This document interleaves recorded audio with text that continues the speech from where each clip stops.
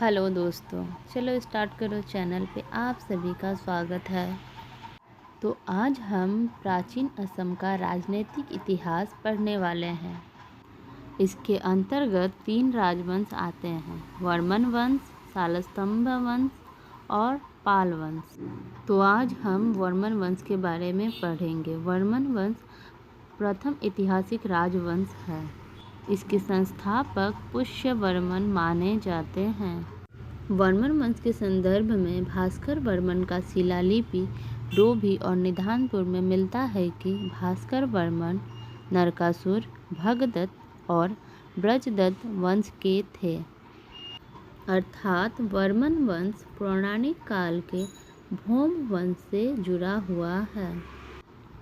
वर्मन वंश के निम्नलिखित राजा हुए: 1 number Pushyavarman, 2 number Samudravarman, 3 number Valavarman, चतुर्थ Kalyanavarman, 5 number Ganapativarman, 6 number Mahendravarman, 7 number Narayanavarman, 8 number Bhutivarman, 9 number Chandramukhavarman, 10 number Sthitivarman, 11 number Susthitivarman, 12 number Suprasthitivarman, 13 number Bhaskarvarman.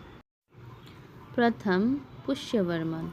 यह वर्मन वंश के संस्थापक तथा कामरूप के प्रथम ऐतिहासिक शासक थे, जिन्होंने 350 एडी में वर्मन वंश की स्थापना की थी।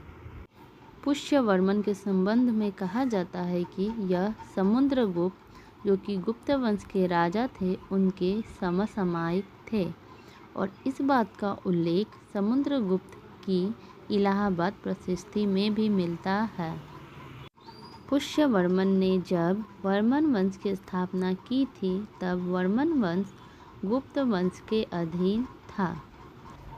पुष्यवर्मन के संदर्भ में समुद्रगुप्त की इलाहाबाद प्रशस्ति में हमें देखने को मिलता है कि वहाँ समता, डभका, नेपाल, कार्तिकपुर तथा कामरूप राज्य का नाम का उल्लेख मिलता है, जो सारे राज्य समुद्रगुप्त के आश्रित थे। परंतु पुष्यवर्मन कामरूप के राजा थे या नहीं, ऐसा उल्लेख हमें किसी प्रशस्ति में नहीं मिलता है। अतः समुद्रगुप्त की इलाहाबाद प्रशस्ति से स्पष्ट होता है कि वर्मन वंश, जो कि कामरूप राज्य में राज कर रहा था, वह गुप्त लोगों के अधीन था। पुष्यवर्मन के बाद वर्मन वंश का दूसरा राजा पुष्यवर्मन का पुत्र समुद्रवर्मन होता है। समुद्रवर्मन वर्मन वंश का राजा 380 एडी में बनता है। समुद्रवर्मन के संदर्भ में कहा जाता है कि समुद्रवर्मन और समुद्रगुप्त, जो कि गुप्त काल के शासक थे, दोनों ने एक ही परिवार की राजकुमारियों से विवाह किया था। वर्मन वंश के तृतीय राजा बलवर्मन थे। उनकी एक पुत्री थी जिसका नाम अमृतप्रभा था। अमृतप्रभा, जिसका विवाह कश्मीर के राजा मेघवाहन से हुआ था। कलहन की राजतरंगिणी में भी अमृतप्रभा के संदर्भ में कहा जाता है कि वह कामरूप की राजकुमारी थी। अमृतप्रभा के संदर्भ में कहा जाता है कि जब उनका विवाह हुआ था, तब विदाई के समय उनके साथ उनके पितृगुरु स्तुनपा भी गए थे, जो कि एक बौद्ध सन्यासी थे। स्तुनपा ने कश्मीर में जाकर लोस्तूप नामक स्तूप का निर्माण किया था। वहीं अमृतप्रभा ने कश्मीर में अमृत भवन नामक विहार बनाया, जो कि विदेशी सन्यासियों की सुविधा के लिए था। साथ ही असंख्य बौद्ध मठ का निर्माण भी करवाया। बलवर्मन के संदर्भ में कहा जाता है कि उसने अपने राज्य को स्वतंत्र करवाने के लिए अश्वमेध यज्ञ करने का प्रयास किया था, परंतु समुद्रगुप्त ने बलवर्मन के इस अश्वमेध यज्ञ को परास्त कर दिया। कल्याण वर्मन वर्मन वंश का चतुर्थ राजा था। यह वलवर्मन और रत्नावली का पुत्र था। कल्याण वर्मन के संदर्भ में कुछ महत्वपूर्ण बातें इस प्रकार हैं। कल्याण वर्मन ने अपने शासनकाल में डभका राज्य को कामरूप में मिलाया था, ऐसा कहा जाता है। साथ ही कल्याण वर्मन ने कपिली उपत्यका को अपने नियंत्रण में लाया था तथा उस अंचल के राजा को हटाकर चीन में एक कूटनीतिक अभियान आरंभ किया था। तीसरा मत सुंग सू का है, जो कि एक चीनी यात्री था। उसका कहना है कि कपिली उपत्यका का एक राजा ने चीन में अपना दूत भेजा था। यह राजा यू चाई नामक भारतीय था। ऐसा कहा जाता है कि यह यू चाई कोई और नहीं बल्कि कल्याण वर्मन ही है। कल्याण वर्मन के बाद गणपति वर्मन राजा होता है, परंतु गणपति वर्मन के संदर्भ में कोई भी लिखित प्रमाण प्राप्त नहीं होता है। गणपति वर्मन के बाद महेंद्र वर्मन वर्मन वंश का अगला राजा होता है। महेंद्र वर्मन ही अश्वमेध यज्ञ करने वाला प्रथम कामरूप राजा है, जिसने 2 अश्वों की बलि देकर अपने राज्य को गुप्त साम्राज्य से स्वतंत्र कर एक स्वतंत्र राज्य बनाया। महेंद्र वर्मन के समय ही वर्मन साम्राज्य स्वतंत्र हो गया तथा महेंद्र वर्मन ही वह पहला कामरूपी राजा है जिसने महाराजाधिराज यानी राजाओं के राजा की उपाधि ग्रहण की थी, जैसा कि गुप्ता पीरियड के गुप्त राजा लोग रखा करते थे। महेंद्र वर्मन ने ही 2 अश्वों की बलि देकर वर्मन वंश को स्वतंत्र करवाया था। इस बात की पुष्टि हमें नालंदा के द्वितीय माटी मोहर में भी मिलता है कि महेंद्र वर्मन ने 2 अश्वों की बलि देकर अश्वमेध यज्ञ संपन्न किया था। महेंद्र वर्मन स्कंदगुप्त का समकालीन राजा था। स्कंदगुप्त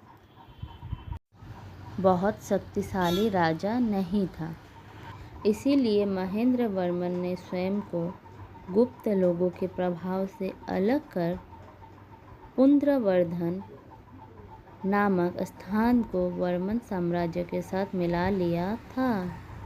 महेंद्र वर्मन के संदर्भ में ऐसा भी कहा जाता है कि उसने 5वीं शताब्दी शेष होने से पूर्व रॉक टेम्पल यानी पत्थर का मंदिर की स्थापना करवाई थी।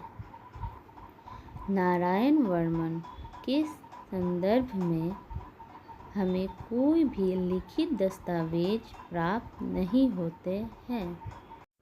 भूति वर्मन 510 AD में सिंहासन पर बैठता है। भूति वर्मन को महाभूति वर्मन के नाम से भी जाना जाता है।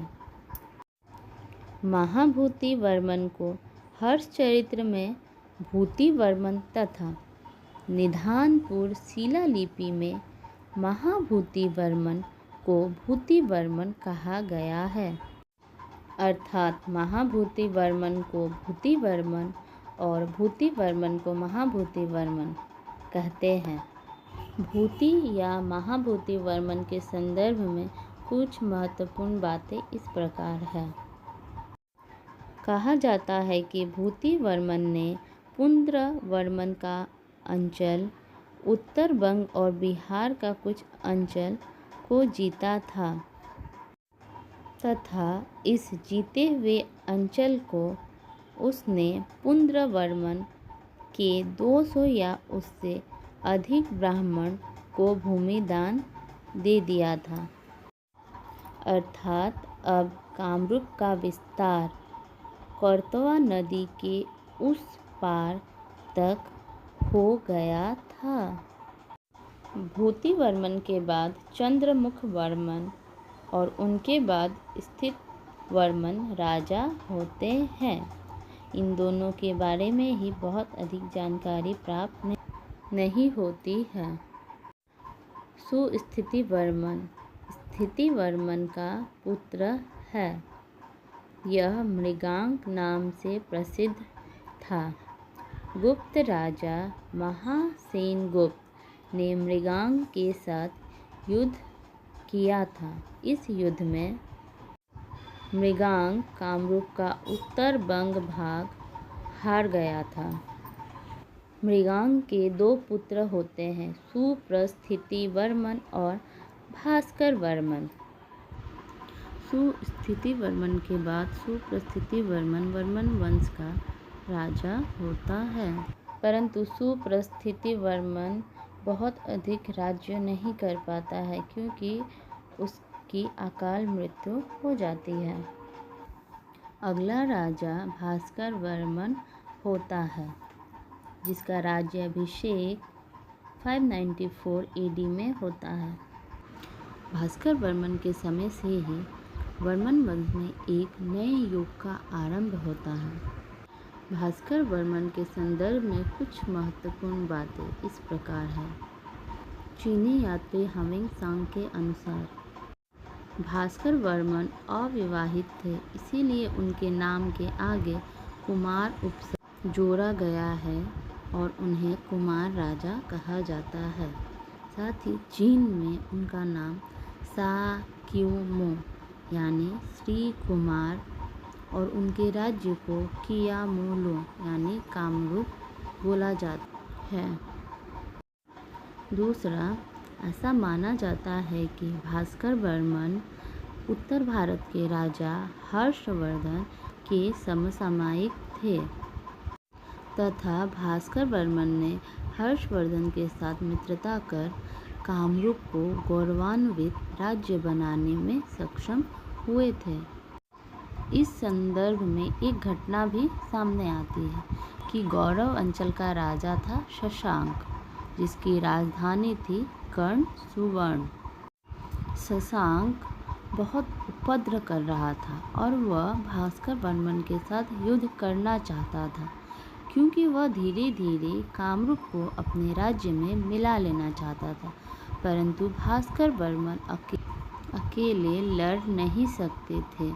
इसीलिए उन्होंने हर्षवर्धन के पास हंसावेग नामक एक दूत भेजा था और उस दूत के साथ एक उपहार के रूप में चित्र भेजा था जिसका नाम पाठ और तुलिका है। हर्षवर्धन ने उत्तर में अपना सेनापति भांडी को भेजा। फिर हर्षवर्धन का सेनापति भांडी और भास्करवर्मन ने मिलकर गौरव राजा शशांक को परास्त कर दिया था और फिर भास्करवर्मन ने गौरव राज्य की राजधानी कर्ण सुवर्ण को अपने राज्य के अधीन कर लिया। इसके संदर्भ में, इस विजय स्मृति के संदर्भ में निधानपुर शिलालिपि में लिखा गया है कि भास्करवर्मन ने पुंड्रवर्धन की भूमि भूतिवर्मन ने जो दान किया था उसे फिर से हासिल कर लिया था। ये कर्ण सुवर्ण वही पुंड्रवर्धन की भूमि है जिसे भास्करवर्मन के पिता मृगांक से स्थितिवर्मन ने लड़ाई कर जीत लिया था। ह्वेंसांग ने भास्करवर्मन को अपने ग्रंथ शियुकी में शिव का उपासक कहा है, यानी ह्वेंसांग ने भास्करवर्मन को एक हिंदू ब्राह्मण कहा है, ना कि क्षत्रिय। हाँ, भास्करवर्मन शिव के उपासक थे, फिर भी वह बौद्ध धर्म के प्रति श्रद्धा रखते थे। ह्वेंसांग ने कामरूप के लोगों के संदर्भ में भी कहा है कि वे देवता की पूजा करते थे परंतु बौद्ध धर्म में विश्वास नहीं रखते थे। भास्करवर्मन और हर्षवर्धन की मित्रता के संदर्भ में एक और दृश्य उल्लेखनीय है। कहा जाता है कि हर्षवर्धन ने प्रयाग में एक बहुत बड़ा सभा किया था, जिसमें उन्होंने चीन परिव्राजक ह्वेंसांग को बुलाया था और भास्कर वर्मन को भी।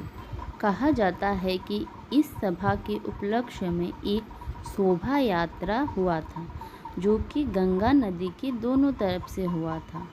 इस शोभा यात्रा में एक तरफ के सेनानायक हर्षवर्धन थे और दूसरी तरफ के भास्कर वर्मन थे। भास्कर वर्मन ने कामरूप पर 50 सालों तक राज्य किया था। कहा जाता है कि भास्कर वर्मन का सील नालंदा में आविष्कार हुआ था तथा डेविड बी स्पूनर ने नालंदा की तरफ खनन कर मोहर खोज निकाला था। चीनी तीर्थयात्री ह्वेंसांग वह भारत में 629 एडी में आता है तथा कामरूप में 642 एडी में आता है। ह्वेंसांग पहले नालंदा विश्वविद्यालय में गया। वहाँ के प्रधानाचार्य शीलभद्र थे। उन्होंने ही भास्कर वर्मन को कामरूप राज्य में घूमने के लिए भेजा था। ह्वेंसांग जब घूमकर जाने लगा था तब भास्कर वर्मन ने ह्वेंसांग को बहुत सारे गिफ्ट दिए थे, परंतु उसने सारे गिफ्ट स्वीकार नहीं किए। उसने बस बारिश और ठंड से बचने के लिए जापी तथा भूरताल को ही स्वीकार किया था। ह्वेंसांग की एक रचना है जिसका नाम सी यू की है। इसमें उसने अपने भारत यात्रा के बारे में लिखा था। वह भारत में 629 एडी में आया था और 645 एडी में भारत से वापस गया था। उसने जो कामरूप के संदर्भ में जो तथ्य दिए हैं वो इस प्रकार है। इसने कामरूप को कियामोलुपो कहा है तथा नालंदा से 900 ली आकर तथा कोलकाता नदी पार करने के बाद कामरूप मिलता है। इस तथ्य की पुष्टि कनकलाल बरुआ करते हैं कि कालोतू नदी ही कौरतया नदी है। कामरूप का क्षेत्रफल ह्वेंसांग के अनुसार 10,000 ली है तथा उसके अनुसार कामरूप के लोग सूती और हल्दी रंग के थे तथा कामरूप के लोग सागर पथ का नियंत्रण भी करते थे। इस बात का उल्लेख बंगाल की ताम्रलिपि में मिलता है। अंत में भास्कर वर्मन की मृत्यु कब और कैसे होती है इसका पता तो नहीं चलता, फिर भी उनके कार्यकाल का समापन 650 एडी में होता है। भास्कर वर्मन के बाद शालस्तंभ वंश की स्थापना होती है।